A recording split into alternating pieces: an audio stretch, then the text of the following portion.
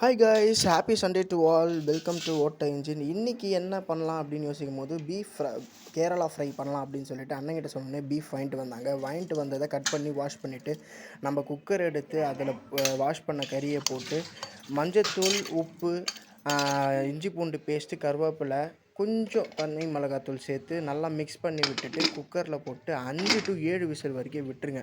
விட்ட உடனே அதுக்கு அடுத்து தேவையான இன்க்ரீடியன்ஸ்லாம் எடுத்து வச்ச கேப்பில் குக்கர்லேருந்து ஒரு 7 விசில் வந்துருச்சுன்னா அதை எடுத்து தனியாக வச்சுருங்க. வச்ச உடனே எடுத்து வச்சு பற்ற வச்சுட்டு எண்ணெய், கருவேப்பிலை, பெருஞ்சீரகம், தக்காளி, வெங்காயம் வெட்டி போட்டு நல்லா வதக்கிடுங்க. கொஞ்சம் இஞ்சி பூண்டு பேஸ்ட்டு வதக்குனதுக்கப்புறமா நீங்கள் வேக வச்ச கறியை போட்டு அதுக்கப்புறமா கொஞ்சம் பெரட்டி விட்டுட்டு அதில் இருக்கிற வேக வச்ச தண்ணியை எடுத்து ஊற்றி ஒரு 1/4 மணி நேரம் மூடி போட்டு கொஞ்சம் பெரட்டிகிட்டே வந்து ஒரு 10 to 15 நிமிஷம் வரைக்கும் வச்சுட்டு நல்லா வெந்து வந்ததுக்கப்புறம் லெமன் ஒரு புளி புழிஞ்ச உடனே கொத்தமல்லி கொஞ்சம் சேர்த்துட்டிங்கன்னா சூப்பரான கேரளா பீஃப் ஃப்ரை ரெடிங்க.